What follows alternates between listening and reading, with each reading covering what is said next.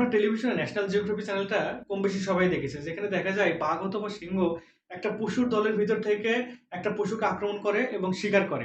কিন্তু দেখুন অনেকগুলো পশুর ভিতর থেকে তাদের মাথায় শিং আছে, শিং থাকার শক্তি আছে, সেটা থাকা সত্ত্বেও তাদের ভিতর থেকে কিন্তু বাঘ বা সিংহ আক্রমণ করে শিকার করে। এটার কারণ হলো তাদের ভিতরে কোনো একতা থাকে না। যখন বাঘ বা সিংহ আক্রমণ করে তারা কিন্তু ছিন্ন-ভিন্ন হয়ে যায় বা দল থেকে বের হয়ে যায়।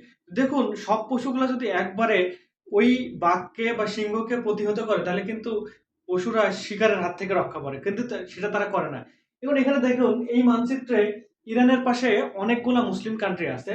ইসরায়েল ইরানকে আক্রমণ করতেছে কিন্তু অন্য কেউ কিন্তু তাদেরকে প্রতিহত করতেছে না।